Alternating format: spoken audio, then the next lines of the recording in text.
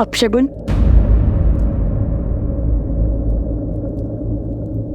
अपशगुन में भी शगुन छुपा होता है। सुकर्म और सोच अपशगुन को भी शगुन बना देती है। ये भेंट मेरे सबसे महत्वपूर्ण भक्तों के लिए है।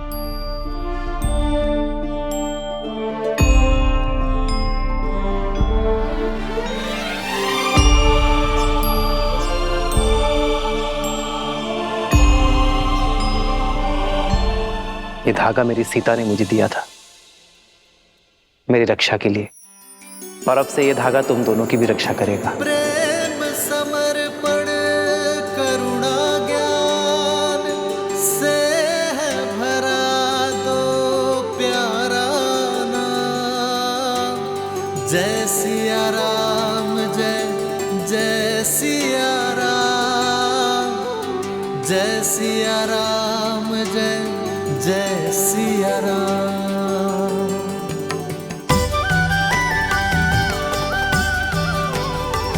प्रेम की सोच अपशगुन को भी शुभ संकेत बढ़ा देती है।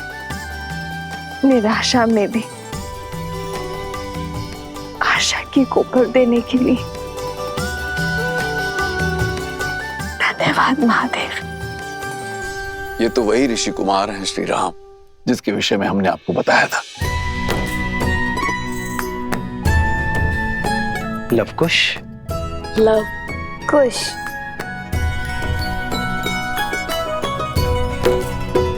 इनकी धनुर्विद्या से तो हम पहले से ही अवगत हैं, और आज इनकी अद्वितीय संगीत रस को भी हमने चख लिया। बालकों, तुमने हमें इस विषय में पहले क्यों नहीं बताया? यदि धनुर्विद्या की प्रतियोगिता में बाण के स्थान पर नाद छेड़ते तो हार जाते ना।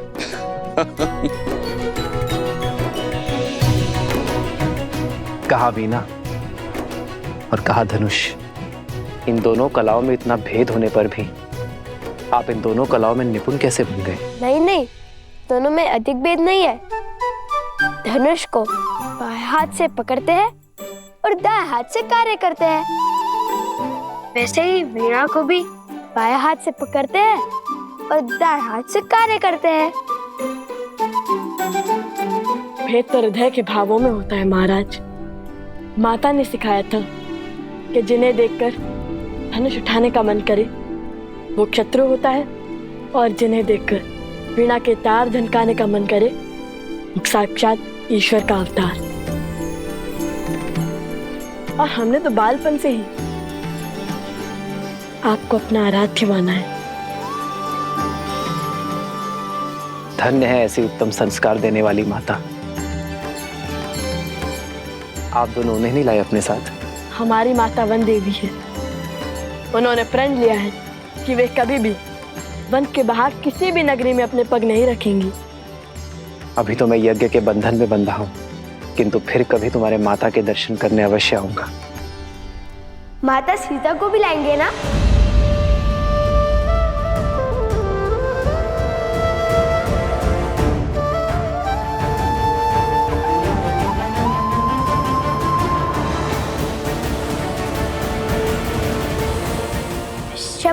क्षमा करना, मेरा अर्थ था महारानी सीता, वो भी आएंगी ना?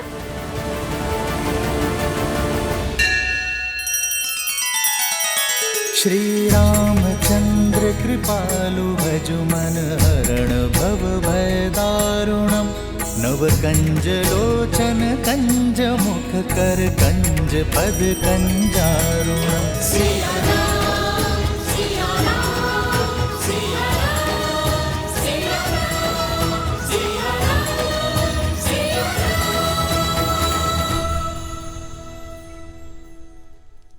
क्षमा किस बात की ऋषि कुमारों, महारानी तो संपूर्ण राष्ट्र की माता होती है। आप महारानी सीता को माता कह सकते हैं। यज्ञ में आहुति का समय हो गया है राम। जो आज्ञा गुरुवर। हनुमान, इन दोनों ऋषि कुमारों और इनके साथियों के विश्राम करने की व्यवस्था महल में ही करवाओ। मैं यज्ञ संपन्न होने के पश्चात स्वयं इनके पास बैठकर पूरी कथा सुनूंगा। लक्ष्मण,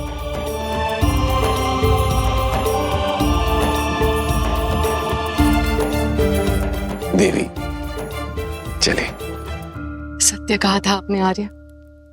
यहाँ आकर उचित किया हमने। अब मुझे इन बालकों के साथ समय व्यतीत करने का अवसर मिलेगा। आइए।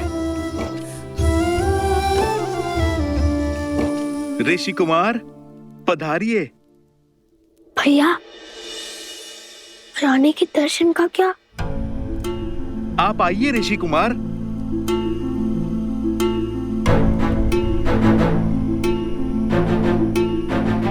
ऋषि कुमार, क्या बात है?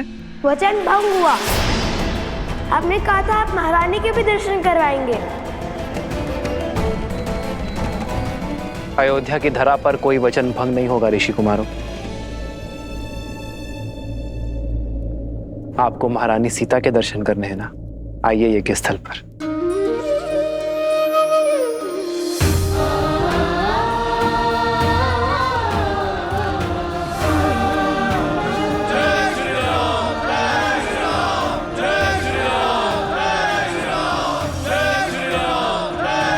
जय श्री राम, जय श्री राम।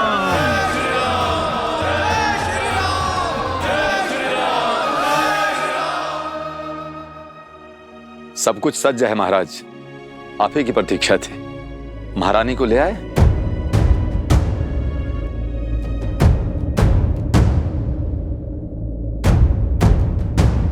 देखो, वो आ रही है देवी सीता।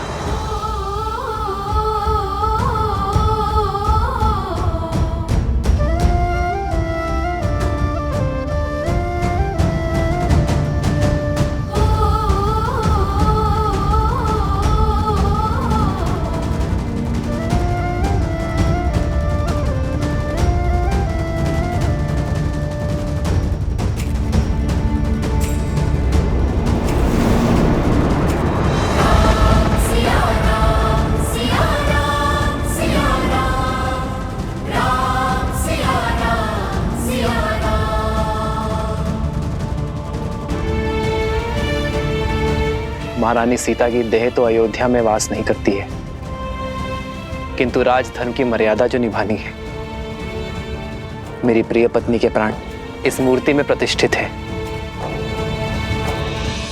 श्री राम ने हमारी मिथिला की राजकुमारी के साथ अन्याय किया है। श्री राम ने माता सीता को त्याग दिया है।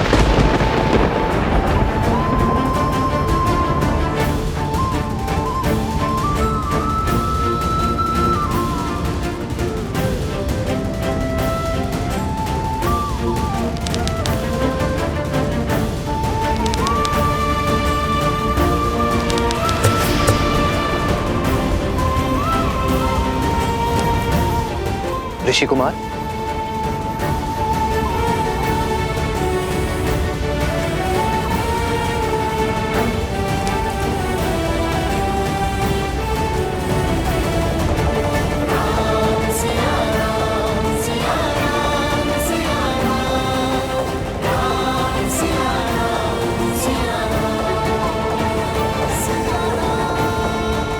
अपने घाव को दबा कर रखें। आर्य सुमंत। जी महाराज। शीघ्र वैद्य जी को बुलाइए।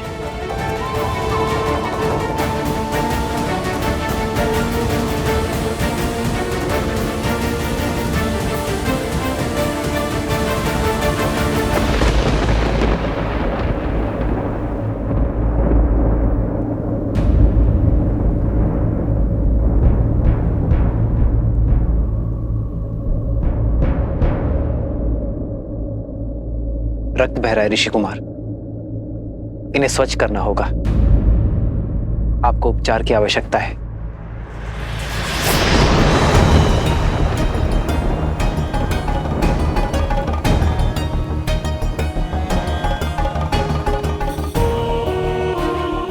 उपचार की अधिक आवश्यकता वीणा की स्तार को है।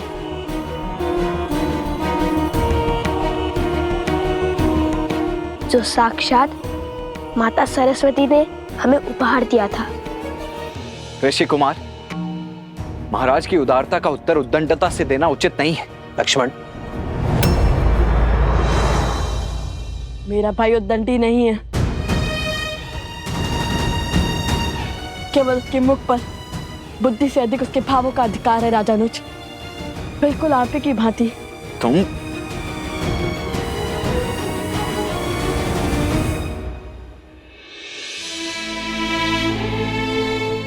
वीणा का तार अधिक खींचने से टूट गया है ऋषि कुमार।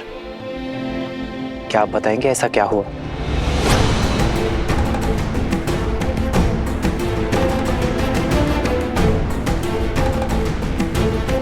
भगवान वाल्मीकि का आदेश था कि अयोध्या जाकर प्रभु श्री राम और माता सीता के गुणगान गाने का, किंतु मुझे किसी ने ये नहीं बताया कि राम सिया की कथा जो हम मंत्र मुक्त होकर गाते हैं वो अधूरी है।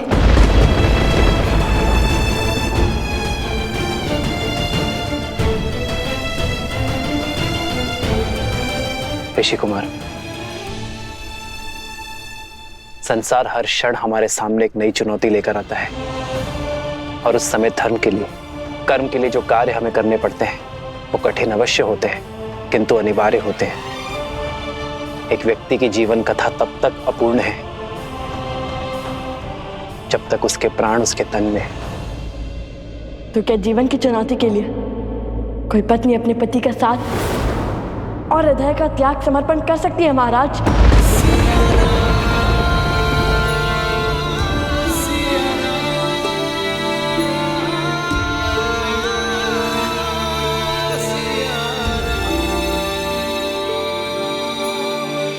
ऋषि कुमार, अयोध्यापति से संवाद संभव है, विवाद नहीं। और अभी आप बालक हैं, ये राजधर्म नहीं समझेंगे आप। हमारे भगवान कहते हैं कि नारी के विषय में सदा बालक बनकर पूर्ण निश्चलता से विचार किया जाना चाहिए। वो नारी जिसमें सदा ही ममता का भाव समाया हो, उसके चरित्र का मूल्यांकन सदा बालक बनकर करना ही उचित होता है, क्योंकि बालकों की बुद्धि लोक पाठ से दूषित नहीं होती। शत्रुघ्न, इन ऋषि कुमारों को ससम्मान बाहर ले जाओ, यज्ञ में विलंब हो रहा है।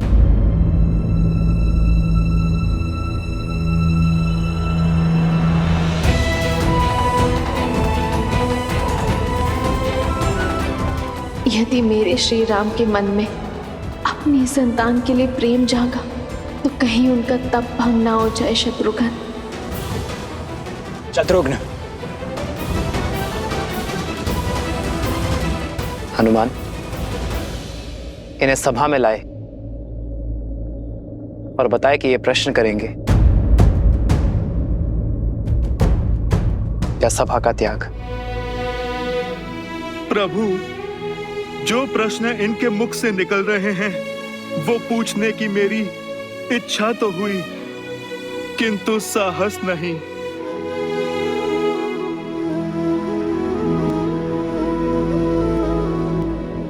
तो जो पूछना है वो अवश्य पूछो ऋषि कुमारों, मैं यथाशक्ति उत्तर अवश्य दूंगा।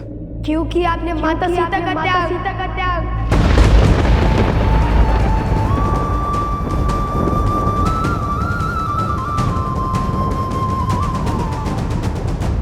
धर्म का आचरण आदर्शों के अनुसार होता है ऋषि कुमार। एक संतान के लिए उसके माता पिता आदर्श होते हैं। अपनी संतान को धर्म की सीख देने के लिए उसके माता पिता को कभी कभी सुख का त्याग करना पड़ता है। वैसे ही अपनी प्रजा के लिए उसके राजा और रानी आदर्श हैं, सबके लिए परमात्मा आदर्श है। इसलिए संसार के सुख के लिए प्रत्येक युग में श्री विष्णु और माता लक्ष्मी एक दूसरे से वियोग की पीड़ा सहते हैं। उसी से प्रेरणा लेकर अयोध्या नगर और कोसल राष्ट्र की प्रजा को उचित धर्म का दर्शन देने की इच्छा से मैंने और सीता ने वियोग का दुख स्वीकार किया।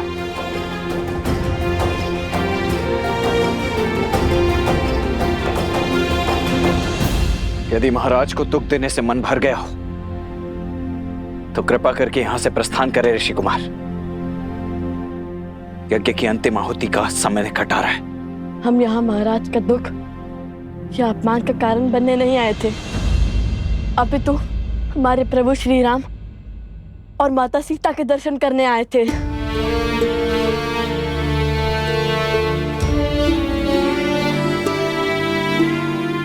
पीड़ा है तो केवल इस बात की कि हम केवल महाराज के दर्शन का सौभाग्य ले पाए, प्रभु राम के दर्शन का नहीं, क्योंकि सीता के बिना कैसे राम।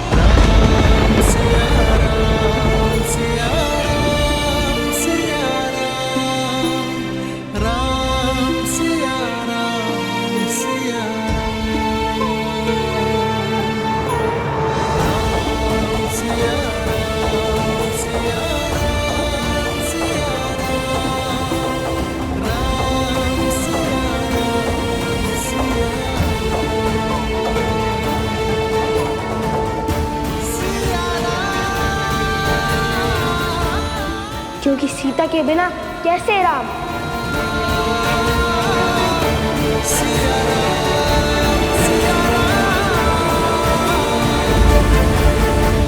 पिताश्री, क्या लव और कुश के प्रश्न उचित थे?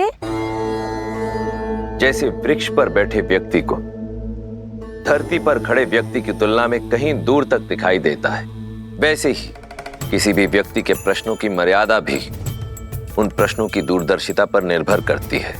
परंतु इसका अर्थ यह कदापि नहीं कि धरती पर खड़े व्यक्ति के प्रश्न अनुचित हैं या फिर उसे प्रश्न पूछने का अधिकार ही नहीं। वो समय भी आएगा जब लव और कुश इस समाज को, संसार को और सृष्टि को और भली भांति समझने लग जाएंगे। और जब वो समय आएगा प्रिय गणेश, तब वो दोनों स्वतः ही उस प्रश्न पर पहुंच जाएंगे जो राम और सीता के पुनर्मिलन का आधार बनेगा।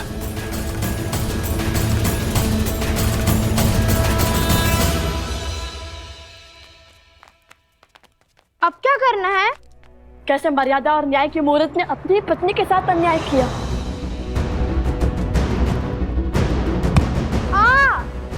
अकस्मात क्यों रुक गए?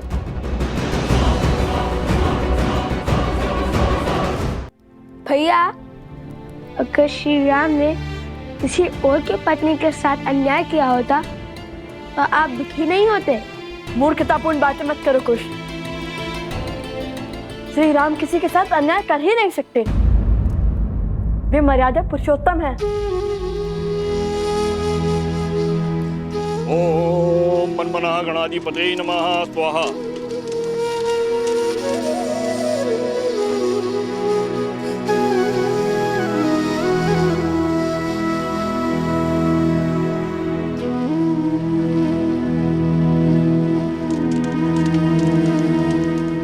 तो क्या जीवन की चुनौती के लिए कोई पत्नी अपने पति का साथ और हृदय का त्याग समर्पण कर सकती है महाराज? क्योंकि आपने माता सीता का त्याग।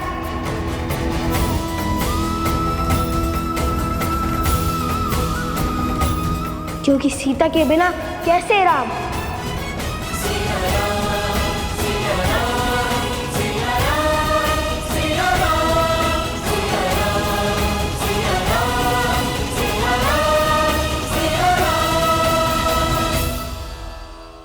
और क्या प्रमाण चाहिए?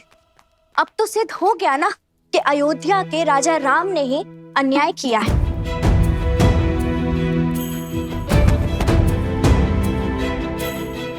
नहीं, मैं नहीं मानता। अवश्य ये कोई ऐसा भेद है जो पूरा संसार नहीं जानता है। अर्थात श्री राम कुछ छुपा रहे हैं।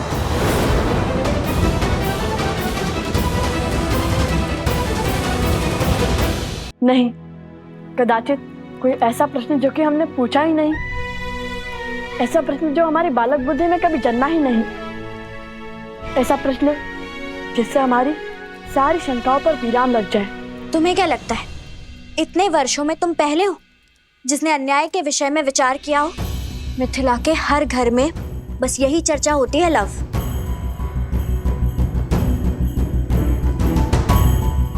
आपको केवल ये दुख है कि हम श्री राम से उचित प्रश्न नहीं पूछ पाए, किंतु मुझे देखिए, मुझे दो दुख हैं।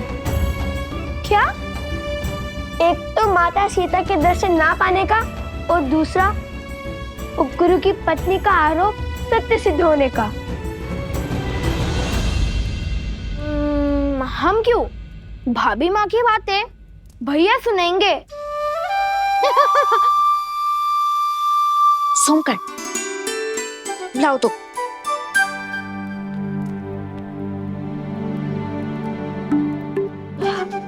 बहुत भूख लग रही है, आज भोजन क्या करेंगे? धन्य हो कुमार कुश, इतने बड़े दुख के बीच में भी तुम्हें भोजन की पड़ी है। दुख हृदय में है और भूख पेट में। दोनों अपने निर्णय लेने के लिए स्वतंत्र हैं। हाँ, चलो ना फिर भोजनशाला में चलकर खाते हैं। नहीं, अब हम अयोध्या का अन्न तभी खाएंगे जब माता सीता अयोध्या लौटेंगी।